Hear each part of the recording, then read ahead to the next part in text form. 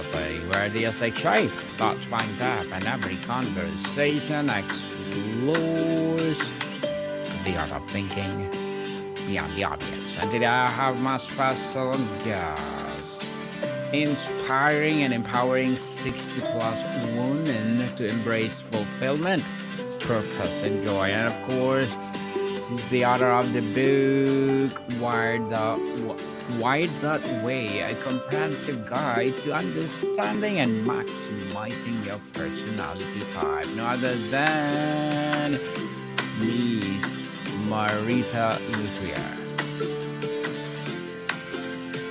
Welcome, Thank you, welcome. Dan. Yes, welcome, Miss Marita on Book One Review.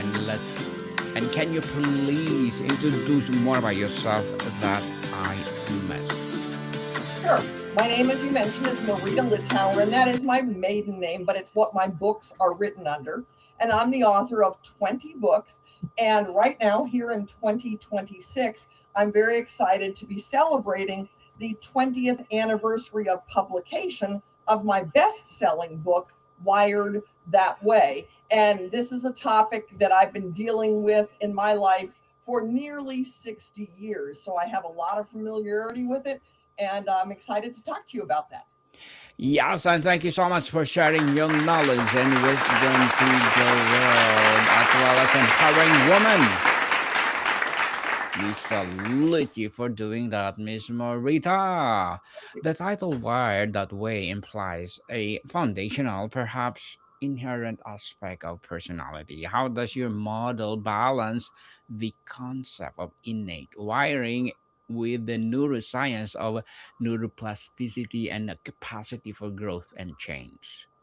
Well, I love that you mentioned the capacity for growth and change because I think that's one of the things that sets this program, this model, as you call it, apart from some of the other personality typing programs that might be out there. Is while we do say that, yes, we are born with an innate personality. And when I'm speaking on this topic, particularly to a group of women, I'll say any of you that have more than one child will know that you can tell in the womb that this one is not the same as the last one because they do come with an innate personality. And while that personality can be defined and categorized, no one is exactly one of the four types, as we call it, and as the four colors on the cover of my book imply, those four basic personality types. But notice I said basic personality types because virtually no one is exactly one personality type, but most of us have a predominant personality type that's fairly strong, and many of us are roughly 50-50. So when we look at it, it's more like a color wheel that we have shadings of different personality types. Some are 100% or 80% one and 20% another. For myself, I'm more the 20%, I mean, excuse me, 50% what we call the popular sanguine, which is the fun loving, outgoing kind of person. And I'm about 50% the powerful tolerant, which is the red, which is the goal oriented, driven type of person. And so the important thing, as I mentioned at the beginning of this, is that the capacity for growth.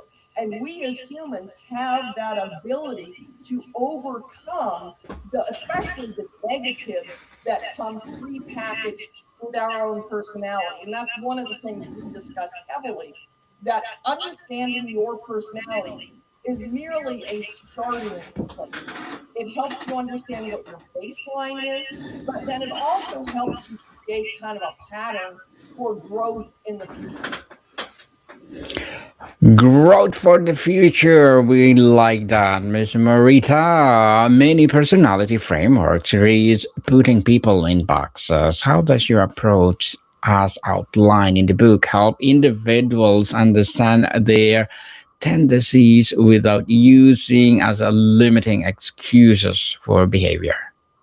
Well, great point. As I was just saying, we frame it as a starting place. And in fact, on the website where we have the website personalities.com, where we have an online personality profile that people can take, at the beginning of that, we have a little paragraph that says, "You are here." And it likens understanding your personality to like a map. That if you maybe go to a town you don't know, and in the square they have a map and it has points of interest, and then it has a little pin where you are. Understanding your personality is like that "you are here" pin. And then you look to grow at where you want to be. So, for example, using myself, I mentioned that I'm about 50-50, what we call the popular sanguine or the yellow, and the powerful choleric or the red. And for me, that means I'm not good at dates, times, and numbers. My husband is a CPA. He is the opposite personality. He's the green and the blue, the peaceful, phlegmatic, and the perfect melancholy. And he reminds me periodically, dates, times, and numbers are not your friends. So I have a natural ability to be late.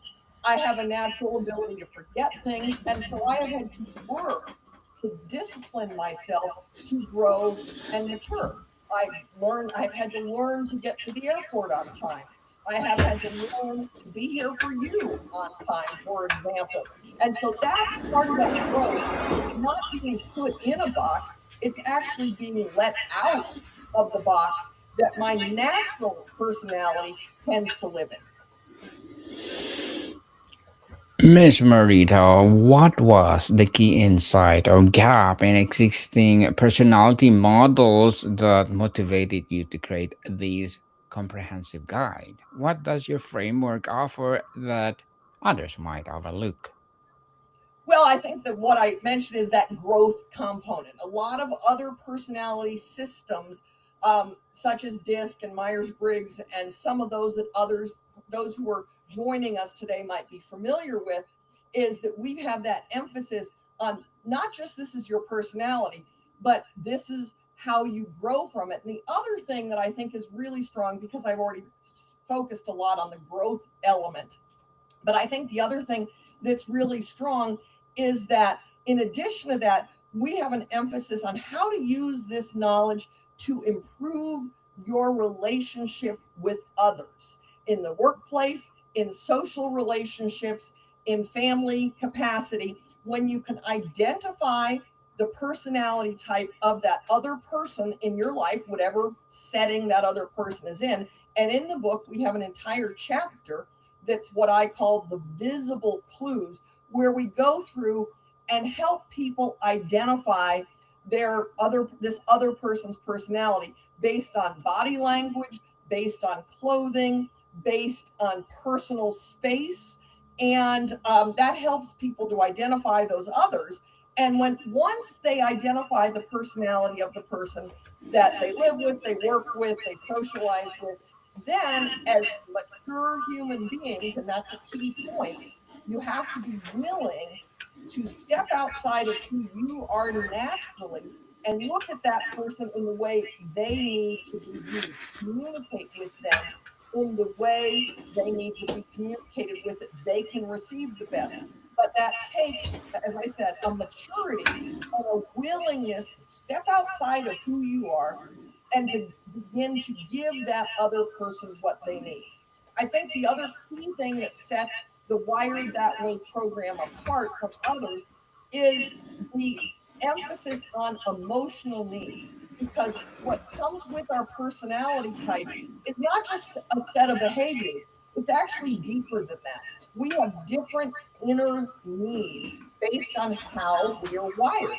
And when we understand that, particularly for others, that's where I find you can see real, almost overnight differences in relationship when you are able to communicate to that other person, again, spouse, child, workplace, social, in a way that that person can receive it. For example, quick, simple example, one of my very dear friends is very predominantly the melancholy personality, which is represented by the color blue. And that person is perfectionist, deep, thoughtful, and introspective. But she also has a good bit of the red, the powerful choleric in her. And she has spent her life, she's my age, I'm 67, she's a little older, we won't say her age, but she's a little older. And she has spent her life in corporate America, working for AT&T as a project engineer. And she, when we first became friends, and she kind of was in our friend group, she used to tell us, "I don't hug." And so we respect that for her. She wants her personal space respected. Well, on the other hand, I want to be loved, touched, kissed, hugged, and all of that. But we're very different. And when we can respect the emotional needs of that other person, we can see real changes in relationships. Real changes, and I like that. Always. Yes. So the book promises to help readers maximize their type. What does a maximization look like in a practice? Is it about learning into strength, showing up the blind spots, or something else Yes. entirely? Yes, no, you've got it exactly. And also, you're learning your strengths, you're realizing the blind spots, as you mentioned, but then you're also working to acquire strengths that are not natural to you. And that doesn't mean you're fake, that means you've matured. As I said, for me, I have to learn to be on time. I have to learn to be here when my time comes. So I've had to work to acquire strengths of the other personality types that are not natural to me. And that's how we maximize our personality type. Additionally, understanding who you are really helps in job satisfaction.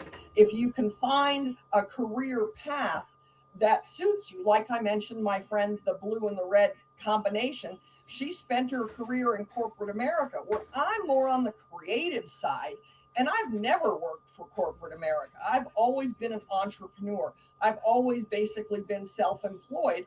And understanding that personality really helps with career satisfaction. Miss Marita, let's talk about that self discovery and application. For someone who just discovered their primary type and feels a sense of relief or clarity, what is the very first, most practical step you recommend to take to apply these knowledge to improve their daily life? Well, as we said, once you understand it, we have in the book, and I've got here in my hand for those that can see that, the personality profile. This is a paper product. We also have it online. And in this, we have the profile portion of it, but we also have a lot of charts.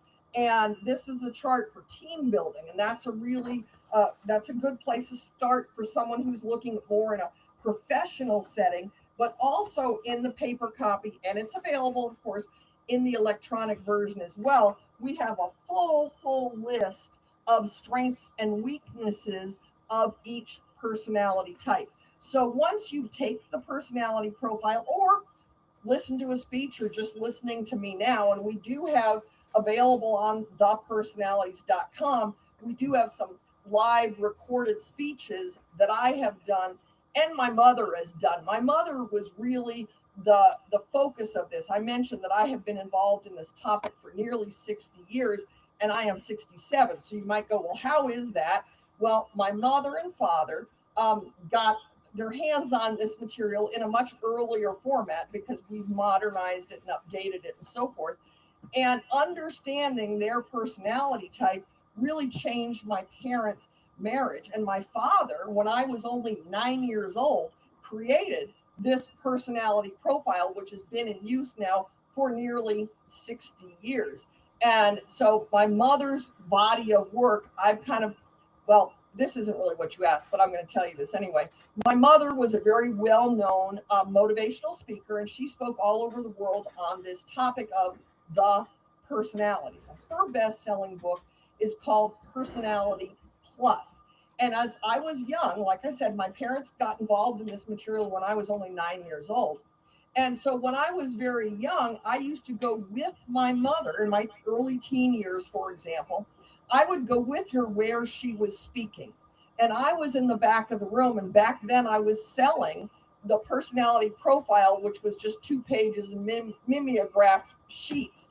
And people would come and ask questions. So as I was in the back of the room answering their questions, I gained a knowledge of kind of what was missing, where people had questions, what more they needed to know.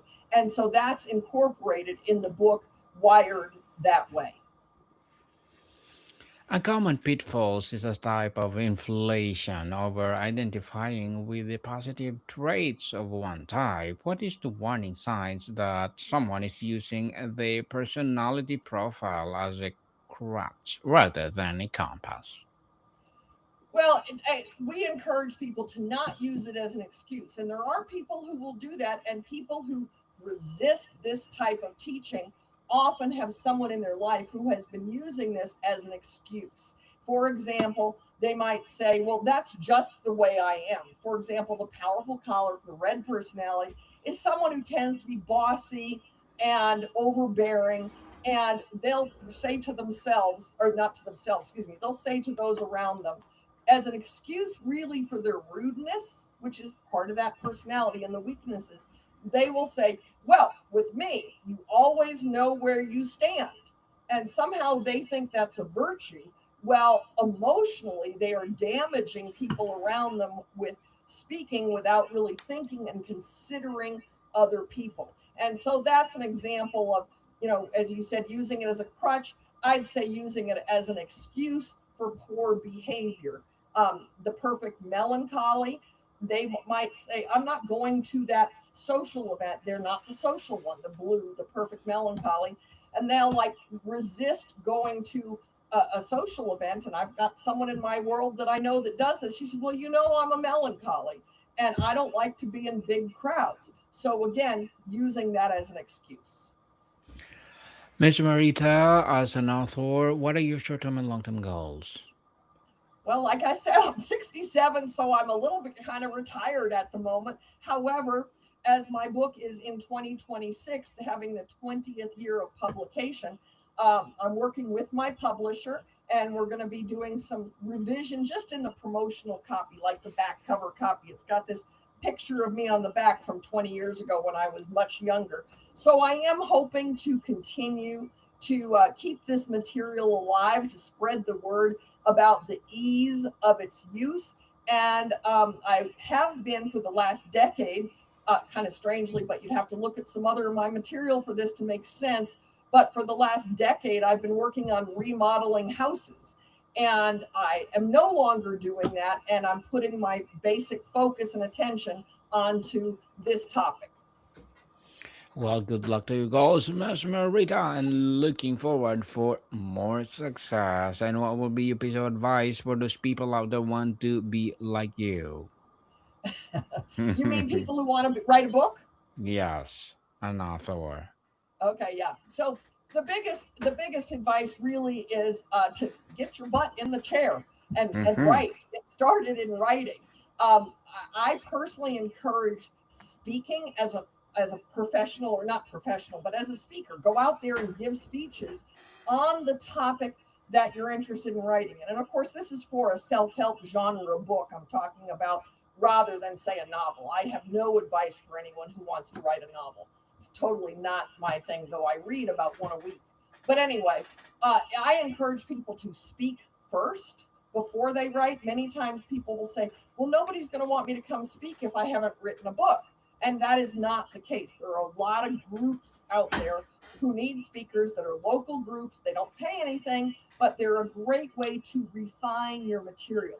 And when you're speaking, you're getting direct contact with your future potential book audience. And you can find out which of your ideas resonate with them, which do they really respond to, and which don't work, which kind of fall flat when you present them.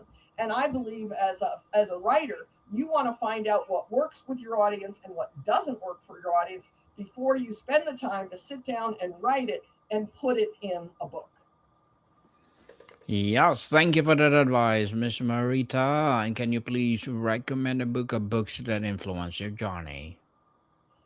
Books that influenced my journey. There I used to speak at a lot of writers' conferences, and there's a lot of really great books out there on the topic of writing. And I can't think of one offhand, actually. I hate to say, because I have participated in a lot of them and know the authors well, but I can't think of a very specific book that really brought me along the journey. Instead, my influence really came directly from my mother and her book, Personality Plus, of course. But that's really where my influence came from. And my mother, Florence Littauer, who's now passed away, but she wrote 40 books. And they're translated into many, many languages. Her book, Personality Plus, is up here on the shelf behind me, and it's been translated into more than 25 languages and has sold millions of copies worldwide. And that's really where my influence has come from.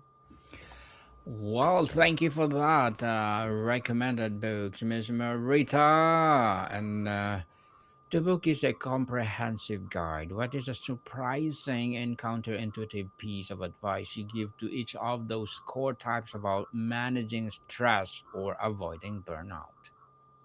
Managing stress for burnout. Good question.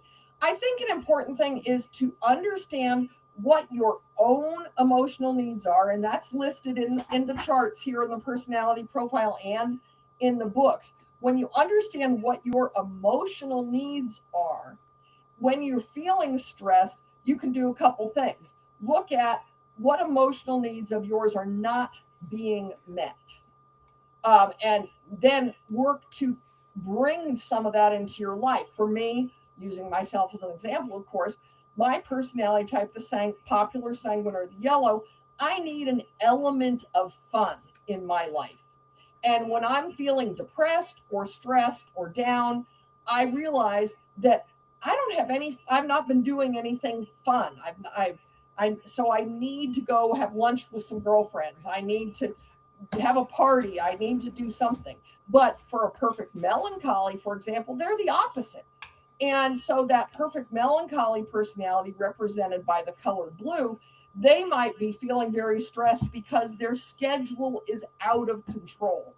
And that if they can do something to kind of bring that into bounds, that will help them. So understanding the emotional needs, and let me just tell you the other two, since I've mentioned the popular sanguine, one of them is fun. For the perfect melancholy, one of them is that schedule need and sensitivity and space. Perfect melancholies need time alone, where popular sanguines need time with people. The powerful choleric, represented by the color red, needs control, and that's important to them, that their life is in order and in control. And often, if their life is out of control, which frequently happens when someone is sick, a powerful choleric will get very depressed over being sick because their life, that's something they can't control, especially a long-term illness. That's something that they can't control. And the peaceful phlegmatic, their emotional need is a feeling of worth. And oftentimes, the peaceful phlegmatic, the color green, is kind of ignored in life. I have a story I'll share if we've got time, but that I use when I'm speaking on the topic. But often, for the peaceful phlegmatic in life overall, they're kind of ignored because they're the background person. The green represents that kind of peaceful, calming sense. And because they're often in the background, they are not the one that's going to say, oh, choose me, choose me. Oh, yeah, I'll run that. Yeah, I'll take care of that. And because of that more background quality to their personality, it's easy for that person to be overlooked. And therefore, they have an inner feeling that they're not worth anything, that nobody cares. They don't get the respect that their emotional needs require. And so looking at that emotional need, I think, is really the key for your own personality as you're asking about dealing with stress. So, Miss Marita, before we wrap up our discussion for today, I'm inviting you to please do listen to my other podcast, people. My other podcast, because my abstract essay is already in fifth season, abstract poetry in second season, and my book 101 review in sixth season this year, comedy 101 third season, and my food 101 in its sixth season as well, geography 101 Love Letters, Movie 101 Review, Music 101, a fourth season, Science Wow. 101, Sex 101, and it's a third season, and My Baby Podcast, Mental Health 101, Law 101, Bible Verses 101, Entrepreneurship 101, and Motivation 101. Please listen to them wherever you listen your podcast. So, Miss Marita, ultimately, what is the highest purpose for this kind of self knowledge? Is it a personal success, relational harmony, or something deeper like self acceptance and freedom to contribute authentically? Well, you've nailed it perfectly there, Daniel. You've listed all four of those things you've listed are really the goals. And I tend to teach this material with a little more of an emphasis on understanding other people. In fact, since you've mentioned Bible verses 101, the Bible verse I use in reference to this teaching is Romans 12:18, which says, if possible, so far as it depends on you, be at peace with all men. And I love how that particular verse breaks down into those three parts, because it's like if God just said, be at peace with all men, that's something we cannot do because we can't control all those other people. So the verse starts with, if possible, be at Mm. it so far, and then it says, so far as it depends on you. So that means for each one of us, it is our responsibility to do what we can to improve our relationships with others. And that's the foundation for me of why this material is so important. Is it really it is great for personal understanding and growth, but I find it to be really the most applicable in improving relationships with others. Yes, improving indeed. And I'm inviting you to be my guest on Bible Verses 101 and share your favorite verse in the Bible or verses in the Bible. And I thank you so much for sharing your knowledge and wisdom to the world through your book, Miss Marita. So can you please invite our listeners to support your book, your advocacy, or whatever projects that you're doing right now? Well, sure. I encourage people. Right now, Amazon is having a special on the Wired That Way book for the 20th anniversary, and it's actually about half price. And also, you can go to our website, which is thepersonalities.com. There you'll find the online version of the personality profile, a blog with some articles on the topic, and a free resources section, which has both audio and video recordings that you can listen to and all that. Yes, people, let's support Miss Marita because if you support her for sure, more and more empowering advocacy, more and more empowering books like this will rise. So, Miss Marita, thank you so much for your time. My pleasure. It's a treat to be with you, Daniel. Monica, people, see you soon.